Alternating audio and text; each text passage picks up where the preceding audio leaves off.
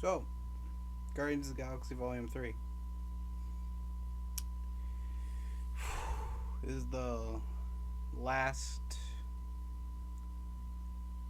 Guardians movie that James Gunn's directing. He won't be directing like any more after this because he's doing DC stuff. But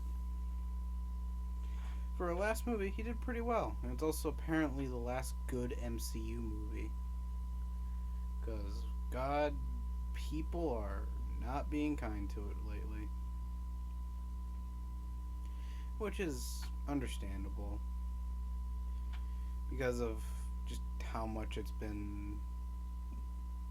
Because ever since Endgame, it's just been there a lot. It's just been there. And, like, there are a lot of mediocre movies, like, in between that, like, Iron Man and Endgame. Anyway, like, a lot of them. But they weren't bad, they were just kind of mediocre or just fine. The worst being Thor: The Dark World. But anyway, the Guardians movies have been pretty consistent. And this one keeps being consistent. Even though it's probably not what James Gunn had planned for the Guardians films. And it's pretty obvious. He probably planned for, like, Peter and Gamora to still be together because he obviously didn't really plan for Gamora to, well, die in Infinity War. He was planning on probably keeping her around, and, like, Nebula would probably be the one joining the Ravagers instead of new Gamora. Like, but most likely Peter was going to end up where he was going to end up, and Drax was probably going to end up where he was going to end up. Rocket was probably going to end up where he was going to end up. Groot was probably going to end up where he was going to end up. And, let's check. Oh yeah, Mantis was probably going to end up where she ended up. Just like Nebula or Gamora. Specifically, Gamora is probably not going to end up where they ended up. But besides that stuff, it's perfectly fine. But if you're looking for the consistent laughs like the previous two movies, you're not going to find it here. This is the most depressing Guardians movie. And you can tell that by the first song they use, which is Creep by Radiohead. Specifically the acoustic version.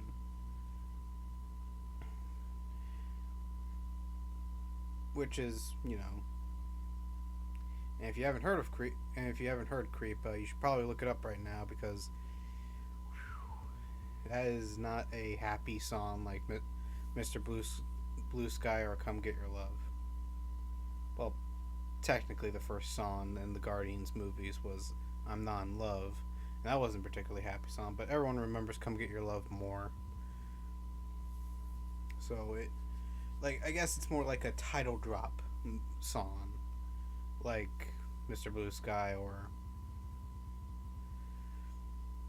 or Come Get Your Love, where it's all happy and crap, where you get to see like a person dancing like Star-Lord, Groot, but not this time. Basically, the only person that was dancing for like a very short while was Mantis, and like everyone else was basically work as usual. But turns out Peter is pretty sad after Gamora basically dumped him by his own definition and hasn't really been, taking it well by like getting drunk, I mean. And pretty much like it's gotten so bad that everyone like Drax literally says again when Nebula brings him out, carries him out, passed out, drunk, because, well, this has happened many times before. And I was kind of worried that they would, like, have, like, a Nebula-Peter love thing going on, but it's pretty obvious that's not what's happening. like they do make a joke about it. Like Peter's like, "Oh, maybe this can work," and then everybody's like, "Stop looking at me." Basically, making the situation uncomfortable for everyone in the vicinity of it, because Peter's trying to do it. And it's pretty obvious that Peter has lost many people, and Gamora was probably his last straw. Where now he really wants someone to, love, but the world's just not letting him. And he literally has to latch on to anyone to, well, make it clear. Because, like, he says, well, maybe this could work with Nebula, but Nebula pretty much shuts that down by pointing out that she really doesn't want it and to basically stop doing it. And Peter pretty easily just gives up on that.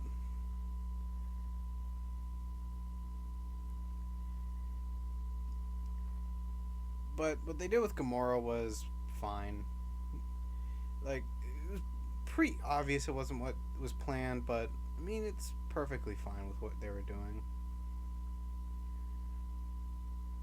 It does show that she's a bit more aggressive because, well, this is 2014 Gamora.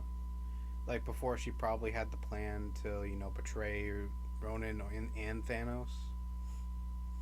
Where she was a bit more willing to, go help people instead of, kill them on sight.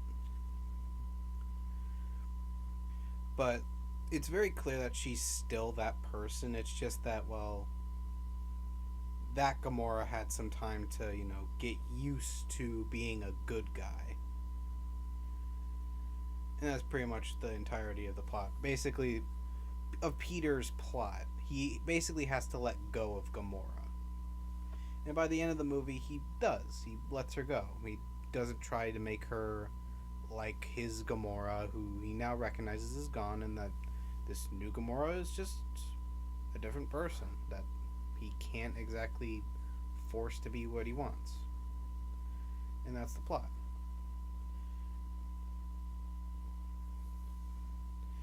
But that isn't the main plot that has the main villain in it. No. Rocket is basically the main character of this movie. Because now we get to finally see his origin story. And it is dark as flark. Because, holy crap.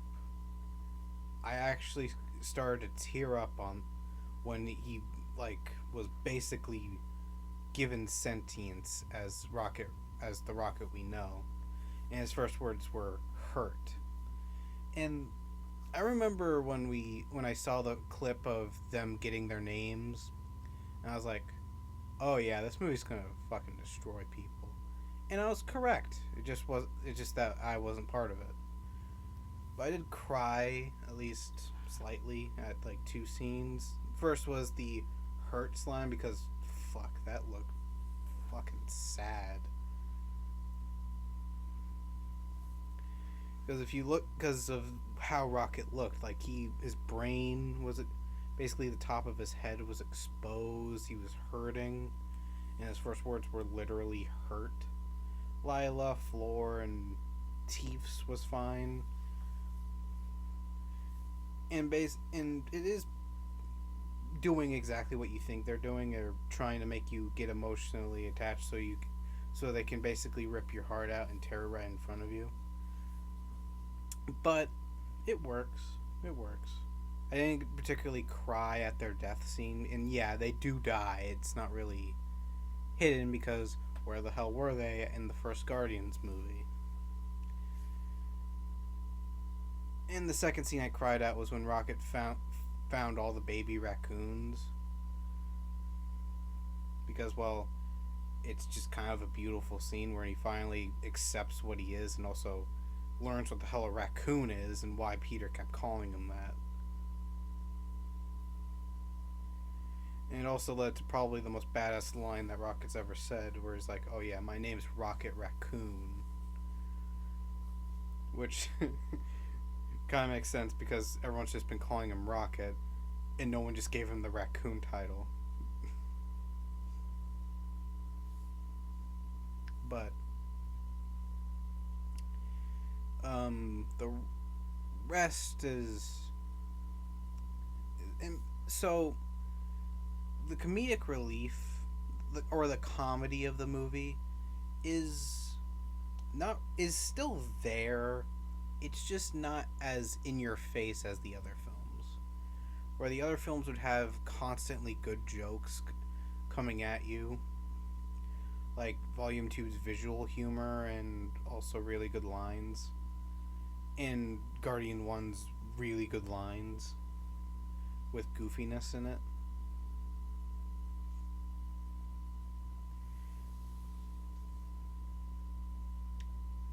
But I'd say it isn't as funny because one, I'm probably in my angst teenage phase where I don't find anything hilarious, and please help me, I need a cure. Because just watching a lot of movies and fake laughing isn't exactly fun.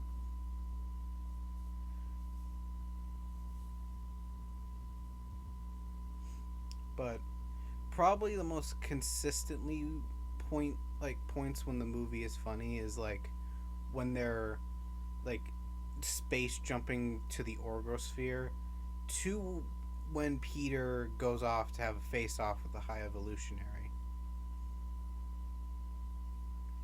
Like that's probably one of the movies most consistently funny, including the first F bomb in a Marvel movie ever.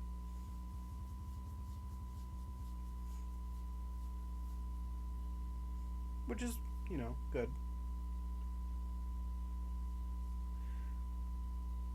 And if you really like the comedy of the movies, you should probably know going in that it's not gonna be funny, because basically, it's not like a hidden like sadness like the video game, the Volume Two, or the first movie, like trailers where they're focused mainly on the comedy and basically to entice you, like, hey, come on, play, by barely revealing what the heck the plot's actually about.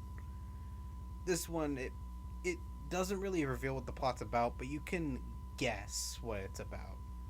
Well, at least one of the parts where it's about Rocket's backstory. Like the first movie's about them coming together. The second one's about Peter's dad. The holiday special is about Mantis and Drax getting Kevin Bacon. The video game is just the Guardians of the Galaxy in a video game format. And pretty much, this is mainly about Rocket's backstory. But probably the funniest jokes in the movie is like Peter trying to, like him trying to have an emotional talk and like say, hey, can we get together, Gamora?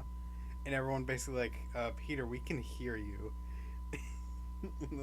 That's probably the funniest joke, along with Mantis making a random security guard fall in love with Drax. That's pretty funny.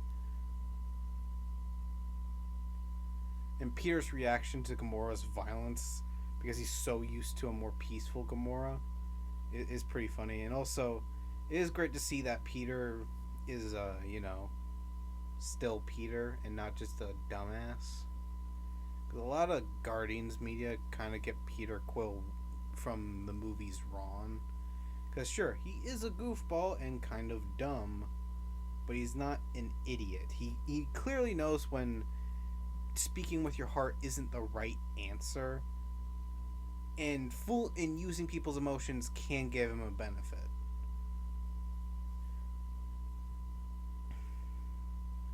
Where like he still wants to help people, but he's not against getting monetary gain from it.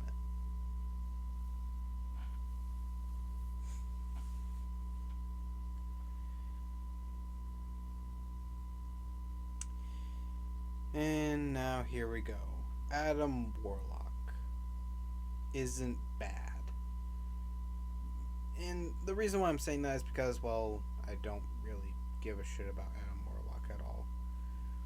But if you don't get Adam Warlock from the comics, this is a more accessible version of him. Basically, this version of Adam Warlock is a toddler, just in an adult, like, godlike body with, like, superpowers and crap.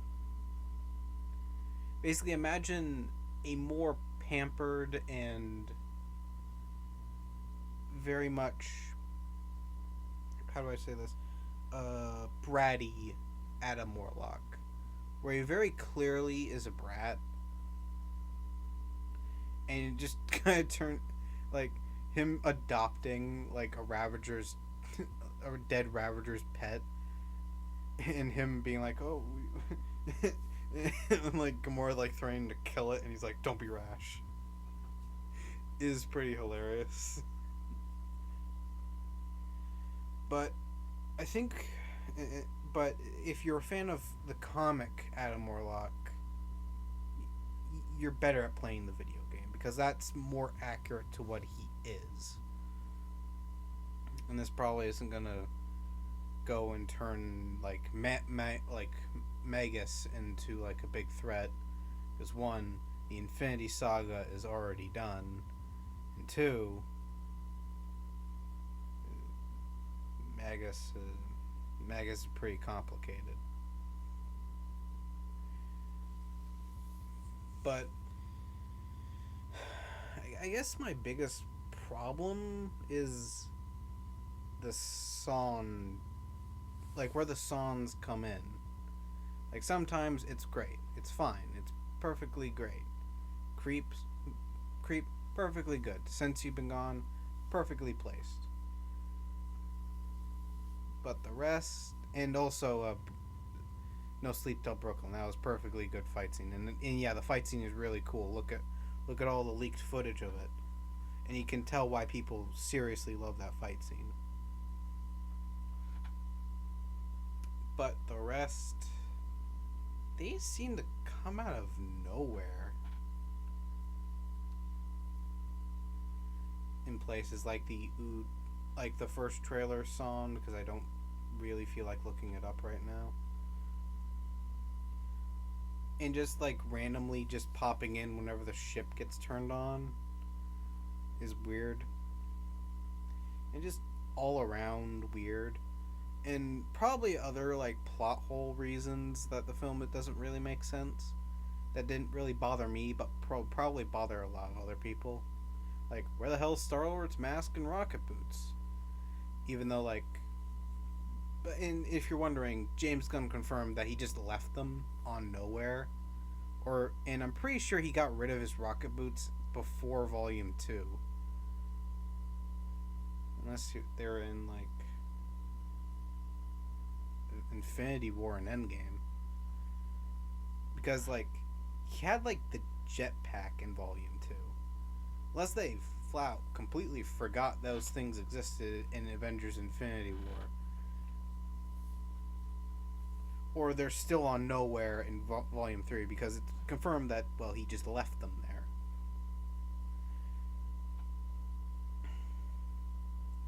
So yeah, that's pretty much the reason why he left them there. He just left them there. Because, well, if you don't know, Rocket was dying at the time, so they need to, because time was of the essence. Crap. Nebula was fine. She was it was pretty good to see her be the voice of reason between her and her sister for once. Where she's like, we don't want to kill anyone, but she still has the anger part of her where, you can clearly tell she's been tortured for years, but with her time with Rocket and also her time with the Guardians following that, it's clear that she's lightened up a bit. But when things are serious, she is a little bit more yelly at people who, like, she probably doesn't really intend to yell. She's like when Mantis is trying to communicate to the kids to get away from the starboard wall, and she's like, what the hell are you doing? And Mantis is like, been judgy of her the whole movie by basically saying like she's angry all the time. Basically telling her, explaining it, dumbass, and making all the kids cry. And it was also nice to see like Drax like get a happy ending, because of like the first movie he was like an angsty, super serious, that didn't understand sarcasm guy, to a complete goofball in the rest of the series. Until like Thanos shows up and then he gets super serious again. But and Mantis really came into her own with the previous two Guardians projects, where she's like a bit more lively and a bit more manipulative, if that's a word, where she uses her powers nonstop to basically change people's emotions. Like the scene where she reveals that she thinks Drax is stupid, and Drax like, "You think I'm stupid?" And Mantis like, "Yes." And Drax gets all sad. And she's like, "Forget." And Drax goes immediately back to his happy mood that he helped out. Great. And Groot. He's just Groot. Like a bit more manly, awesome action movie hero Groot, but still Groot. And it's very clear that he's basically the little kid of the family, where he's taken on Rocket and Peter's flight and gunsling ability, but still being caring enough and awesome. But I have to say, the post-credit scenes are pretty disappointing if you want something out of them that would give further hints. Like, sure, the legendary Star-Lord will return, but, like, what was the point of waiting? We could have just waited till it came out on, like, digital or Disney Plus or Blu-ray to know all that. I didn't need to literally like look up this movie, like wait in the theater. Like I only like brought when my dad went with me again for the second time. I went is me and my mom went on last like Sunday. And like my dad couldn't go the next day, and like it closes for the rest of the time, and he couldn't really make it the other times. But this day he could. I basically dragged him out after the first post-credit scene, which includes like the ending spoilers, which I'll talk about in a minute. And I basically was like, okay, we can go now, because the second one wasn't really worth it at all.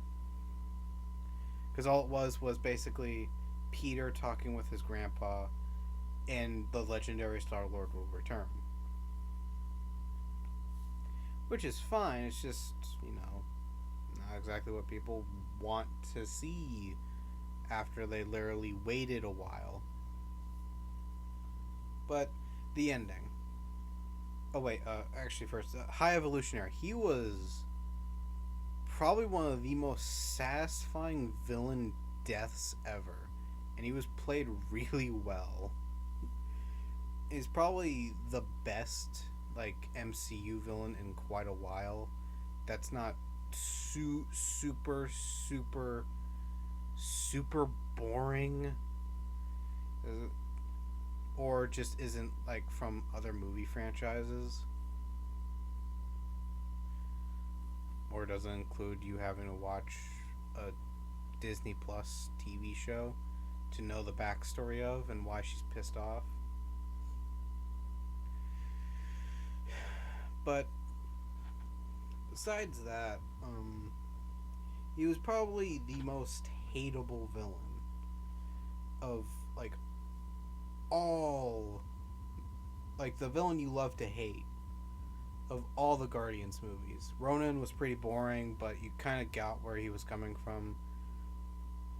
Ego was pretty funny, and you also learned to hate him when you realized that what Ego did and all that. It is pretty satisfying to have him basically get his comeuppance by dying where he was gonna build his new world.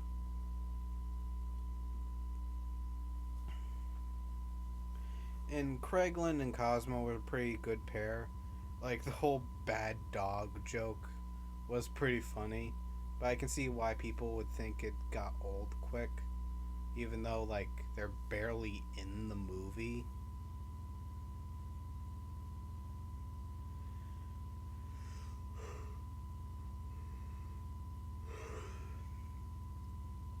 Like, he first says it.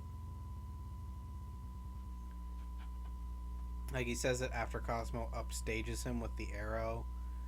And then when they get left behind and Cosmo's still begging him to not call her a bad dog anymore. And then when they're playing cards with Howard the Duck and the jeweler guy from the first Guardians movie. Basically, everyone's like begging Craiglin to please just take it back so they can just enjoy the game without having to hear more of it. And then the epic catharsis of Craiglin learning to use the arrow and Cosmo finally getting called a good dog after she helps out. And that's perfectly fine. So, and the ending was perfectly satisfying if you didn't really want someone to die in the movie, like Drax or Rocket. And it was probably the most surprising thing because of the whole theory behind the titles.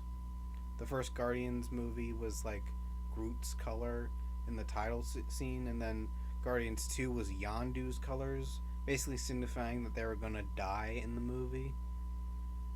And then no one died. Rocket became the captain of the Guardians while Peter's fucked off the Earth to basically have a basically go swim. If you don't get the joke, you can watch the movie to get it. Drax finally becomes basically a father again, with all the orphaned science experiments from the high evolutionary ship that so happen to be little girls. And that little girl in the post-credit scene is probably Quasar. The new Quasar that's a girl. Just, a lot younger. Or she could be Moondragon, I don't know. But pretty much. And also, Groot's new design is sick. And the whole Groot I love you guys is so perfect. And like, James Gunn explained it pretty well because of the fact that, well, we've been with Groot long enough that we can now understand what the hell I Am Groot is saying. Which is awesome. And yeah, that's Guardians 3. A really good Guardians ending. Can't wait for the next Guardians movie called Guardians Relaunched. Or Guardians New Number 1.